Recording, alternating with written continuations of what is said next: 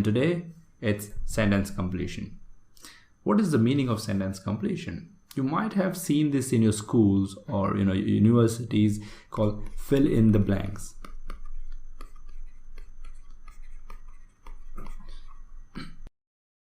I think it's quite familiar to you, fill in the blanks rather than sentence completion, where you have a statement and you have some blank in there after that. Remember, these statements are separate. I mean, they are not connected to each other, right? A single sentence which is not connected, like I said.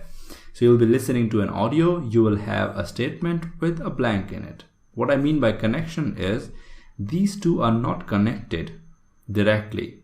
What if we are forming a paragraph and we talk about one sentence and then have a blank in it, and then talk about next sentence with a blank in it?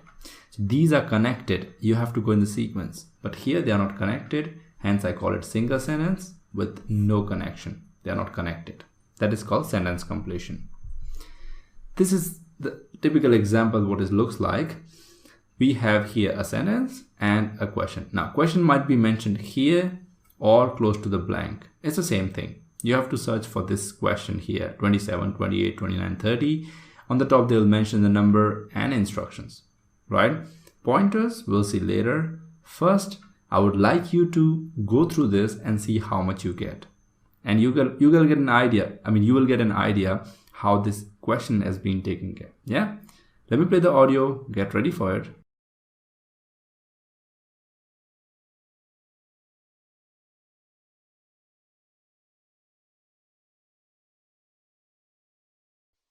The other thing I wanted to ask you was, did you find it hard studying with the Open University?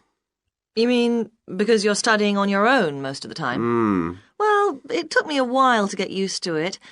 I found I needed to maintain a high level of motivation because it's so different from school. There's no one saying, "Why haven't you written your assignment yet?" and that sort of thing. Oh, dear. You'll learn it, Paul. Another thing was that I got very good at time management because I had to fit time for studying round a full-time job. Well, I'm hoping to change to working part-time, so that'll help. What makes it easier is that the degree is made up of modules, so you can take time off between them if you need to. It isn't like a traditional 3 or 4 year course where you've got to do the whole thing of it in one go. Oh, that's good, because I'd like to spend 6 months travelling next year. It's all right for some. Then, even though you're mostly studying at home, remember you've got tutors to help you, and from time to time there are summer schools. They usually last a week. They're great because you meet all the other people struggling with the same things as you. Oh. I've made some really good friends that way. Sounds good. So how do I apply? Alright, so we are back. I hope you got all the answers correctly, number 27, 28, 29 and 30. See, here we have mentioned blanks almost in the end. Sometimes they do come here or even in the beginning. That doesn't mean there's a different type. It's the same type. The difference, I mean the main component is a single statement with a single blank. Alright, there won't be 2 blanks ever. Nice, let's see the answers now. The answer number 1 is motivation. Second one, time management. Hyphen, it's up to you if you want to keep. If you don't want to keep a blank, it's correct. Third one, that is 29th one, is modules. And 30th is summer school or schools. Both are correct.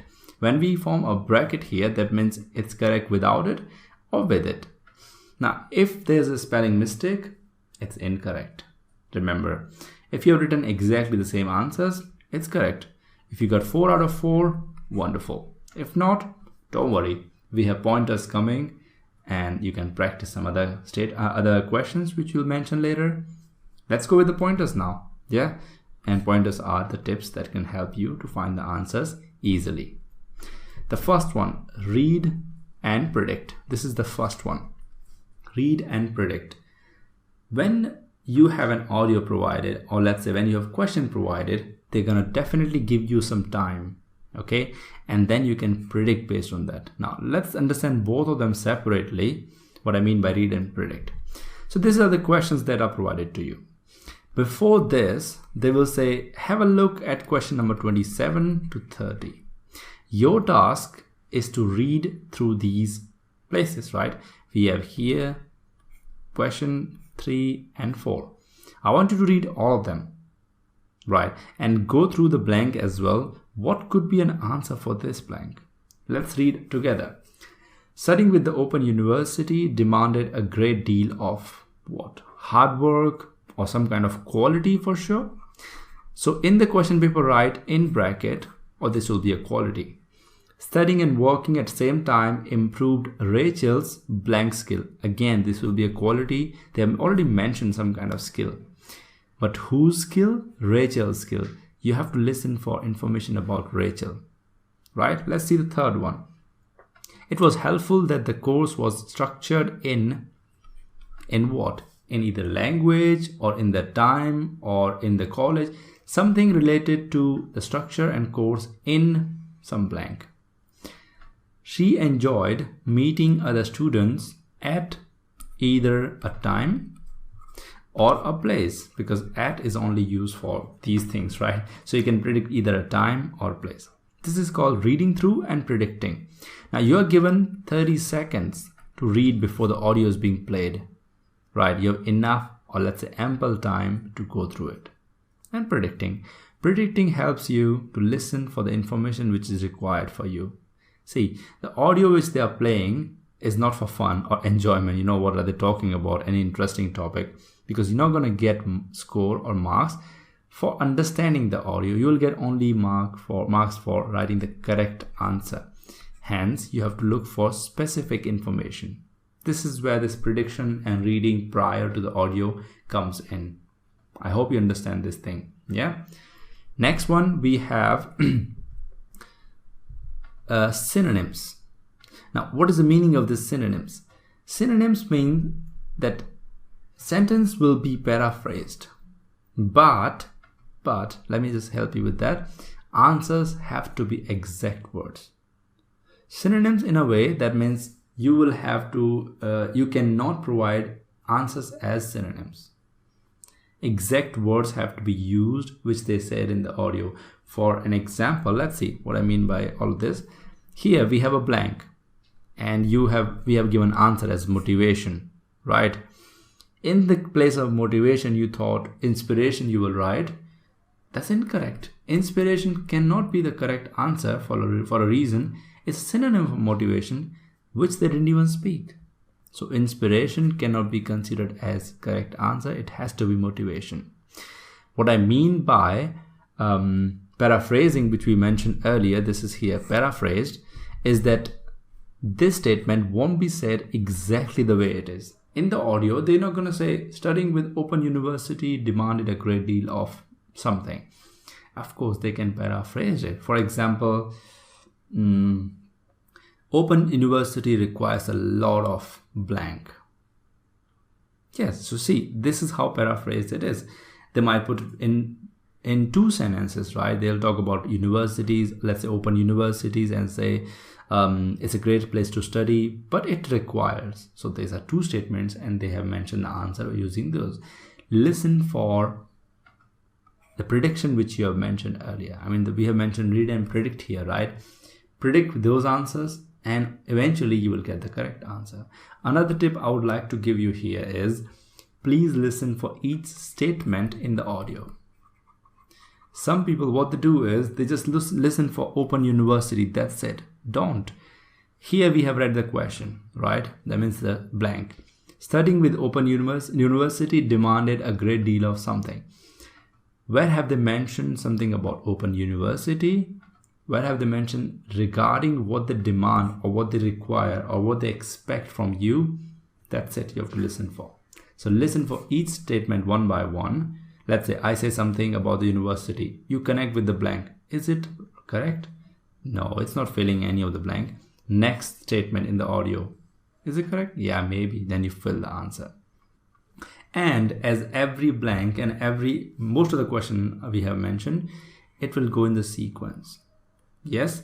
So once they have mentioned 27, they'll proceed with 28 and they'll proceed with 29. Same way all the time it has been followed. The sequence has to be followed.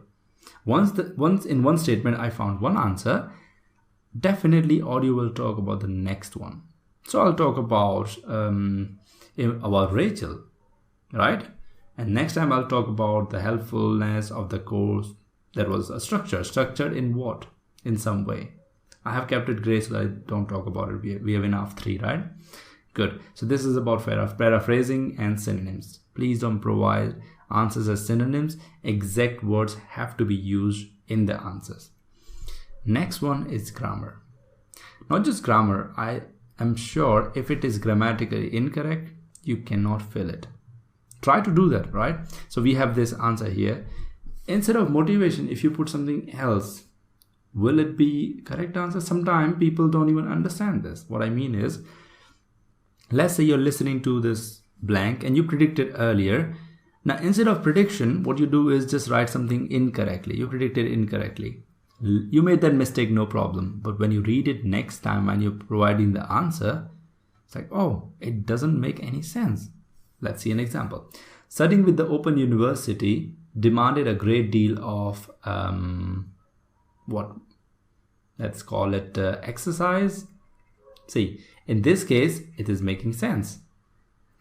And when I say great deal of cats, doesn't make any sense, right? This is making sense together. Exercise, cats or dogs or a name of a person doesn't make sense because great deal of what? Grammatically, it's incorrect. In that case, you can check. Second thing, it has to be correct spelling, right? You have to spell the answer correctly. Instead of this spelling, if you don't write A here, it's incorrect. You won't get the mark for that. All right. So these are the 2 things that you have to take care while writing, not just the grammar, but the spelling. If it is grammatically incorrect, you cannot provide it as an answer. It's also a hint that this is not the correct answer. Okay. And that's the end of the chapter.